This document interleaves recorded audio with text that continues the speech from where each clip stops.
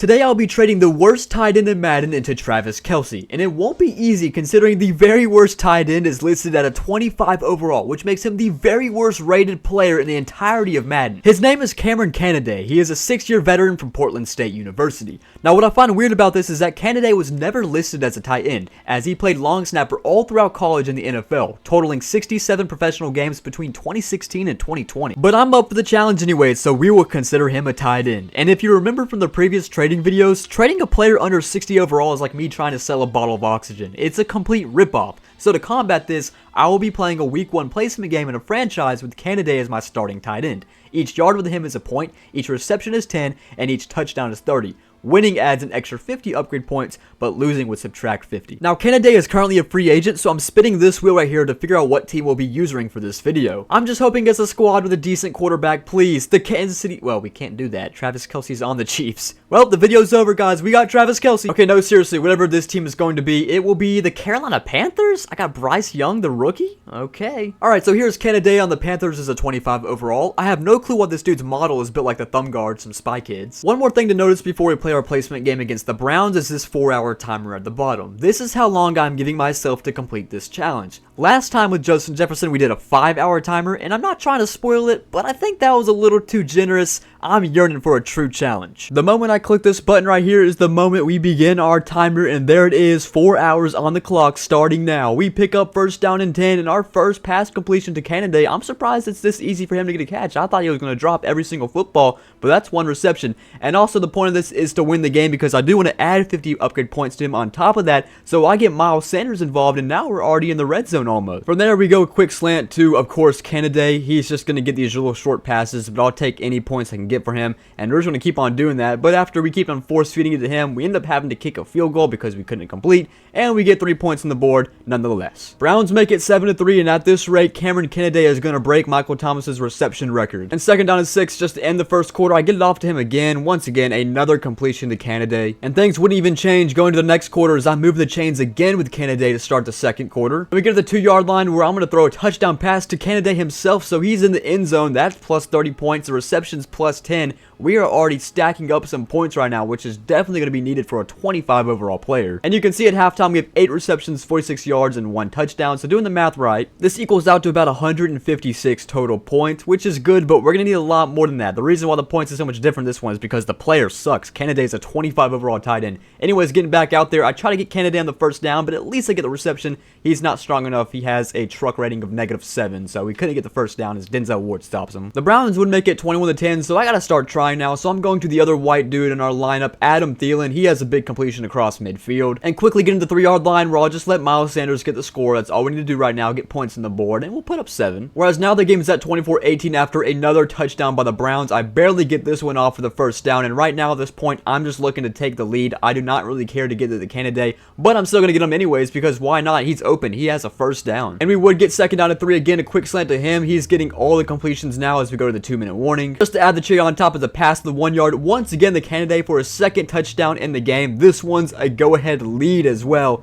We're going to make it 25-24. But things would go south as the Cleveland Browns would score a touchdown and give us 10 seconds left, which means we basically just lost this game, so we just lost -50 points. So it's 27-25 victory for the Cleveland Browns. This isn't the NHL, but the Predators just beat the Panthers. So in total, we finished with 15 receptions, 108 yards, and 2 touchdowns, which is a pretty insane stat line for anyone. So our total points equals out to 150 plus 108 plus 60, which equals 318 points. But we did lose the game. We subtract 50. We got 268 upgrade points. Alright, the first thing I'm going to do is for these first 6 stats, I'm going to add 10 points to all of them. They're kind of like the Mount Rushmore stats. He needs to have them higher. Okay, next up, he is a tight end after all, so most tight ends can block as well, and his blocking stats are really bad. So for these 8 main blocking stats right here, I'm going to add 20 to all of them to start. So that's going to take me down to only 88 points already. And for the remaining 88 upgrade points, I'm going to distribute them for all the catching stats. So I'm going to see if I can get his catching game up a little bit better, and let's see if we can get him to at least a 70 overall. Alright, moment of truth. Did I get him to around a 70 overall? A 64? Will I even be able to trade that? I mean, I'm just gonna try. Can I get a round 7 pick out of it? Oh, okay, maybe we can. We got probably to get like the most irrelevant pick. That's probably the only thing we can get. And a half an hour in, the trade process begins. Originally, I was in doubt of even getting anything for Canada, but fortunately, the Bengals were nice enough to inspire our movement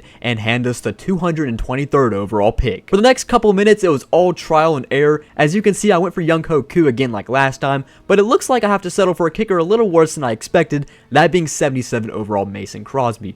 And wow, look at the value I got from this trade, an astonishing 3-pick jump. Man, we are making it out of the gutters with this one. So now enjoy this sped up compilation of me trying to trade for kickers. If you don't understand the hype of kickers and trading, you must be new to this series. I settled with my first 80 overall, that being Jake Elliott from the Eagles. Now I am on my 5th trade, and I decided to trade him back to the Eagles in a 1-for-1 deal to get tight end Dalton Keene. Why did I do this? Well, every 5 trades I must play the next week's game in the franchise. If I win, I get to add 50 upgrade points to the player, but if I lose, it's 50 upgrade points down the drain. Now I don't have to target Keene as the objective is just to win, and we are off to a promising start after this completion. Just kidding, we are now punting the football. But I never said I couldn't target Dalton Keene, as this completion gets us to the 33 in Giants territory. This would eventually set up this field goal where it looks like I was kicking in first person, but it was no problem for me as I strike first blood, making it 3-0. Start of the second quarter, Thielen got us in a good condition, putting us at the Giants 42, which was followed by Bryce Young escaping the pocket and hitting this 360 no-scope to DJ Chark for the first touchdown on the day. Getting the ball back at the 2-minute warning, I'm guessing the safety illegally gambled the over Miles Sanders yards, because I have no clue what went on in his brain here, as we now get pushed out at the 1, just to follow up again with number 6, scoring 6. A few possessions later, the Giants would make a comeback, but we would stay in stride, starting with this completion to Chark. The next play after that, we witnessed number 58 with the alley-oop interception, which fortunately for us did nothing as the Giants failed to hit the scoreboard, leaving us to take another field goal.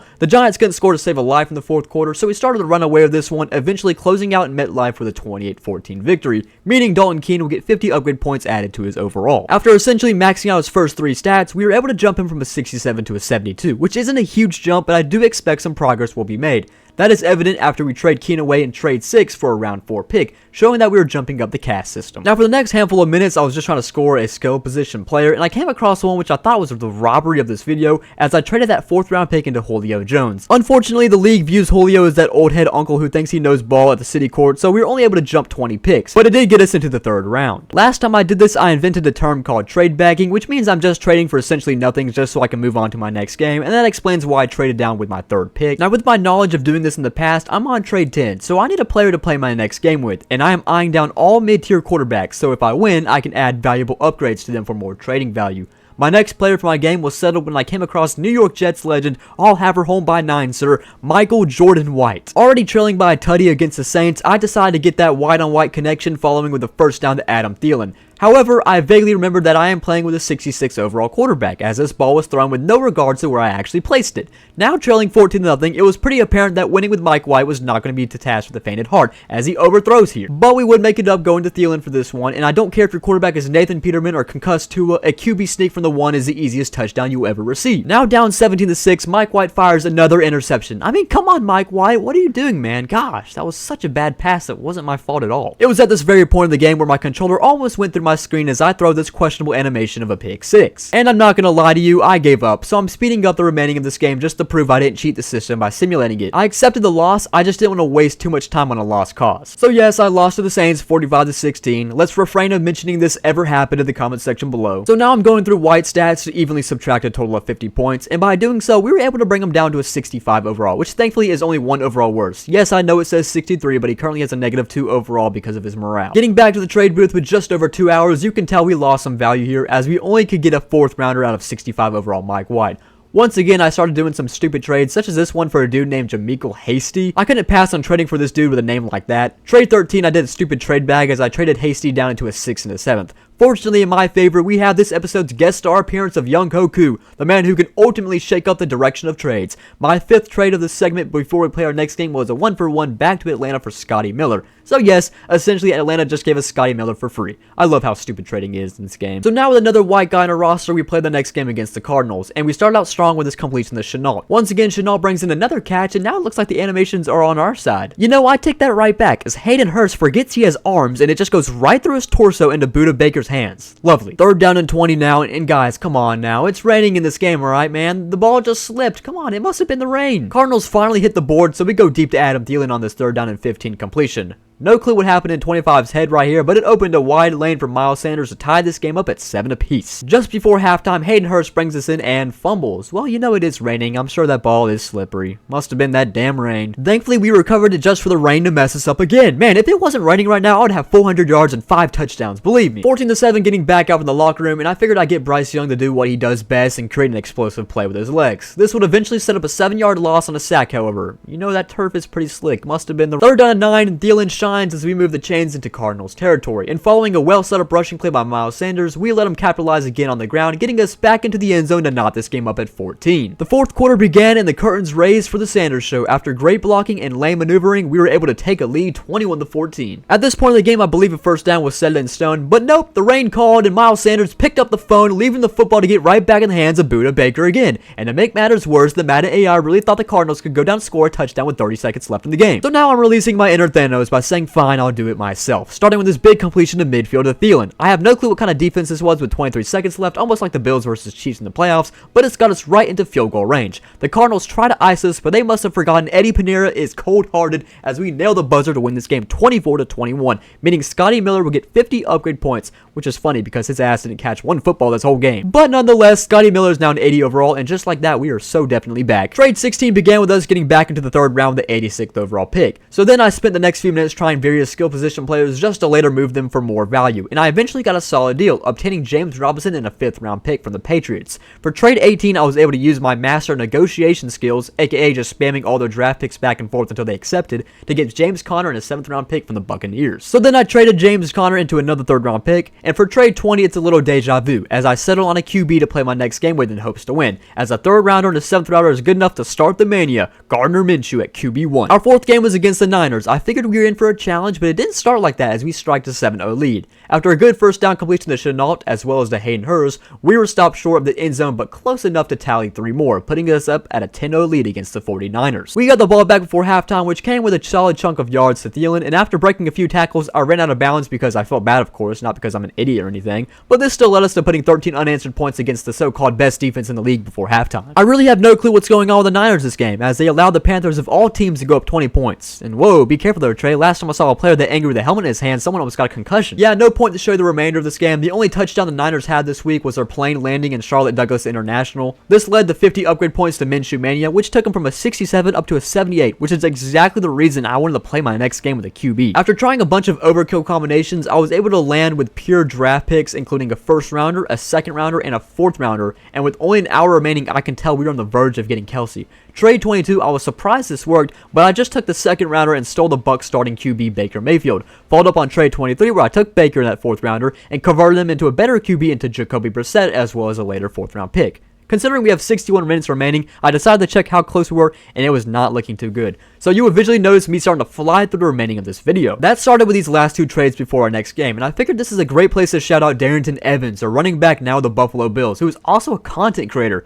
I find it hard to believe an NFL athlete could find the time to make videos, so I figured I'd share my recognition for the man and give him a purpose in this video. Yes, I did lose value as I turned him back into one of his former teams for a 5th rounder, but I wasn't too worried as I have a 1st rounder in Jacoby Brissett, who will be playing my next game. And I'm not going to lie to you, you didn't want to sit through this game anyways. Considering it's the Rams, and the Rams do suck in Madden, we essentially entered the 4th quarter already up 31-10, and we continued to add salt to the wound by letting our backup running back Chuba Hubbard share the wealth of success, making it 38-10. That would be the final score of this game, and as you can see, I wasted no time getting out of this game, considering we only have 40 minutes remaining. I quickly added the 50 upgrade points to Jacoby Brissett, taking him from a 74 to an 86, which is a significant jump from a quarterback for Madden trade value. Because I know how stupid the trading skill in this game, I decided to take what I have now, Jacoby Brissett, that 1st rounder we were saving from earlier, and that 5th rounder I got off of Darrington Evans, and sent the deal to the Chiefs. To my surprise, this was enough to obtain Travis Kelce with only 38 minutes remaining. You know, I have no clue why the Chiefs would really want Jacoby Brissett, but you know what? I'm not complaining. It took Jacoby, it took a 1st round pick, and it took a 5th round pick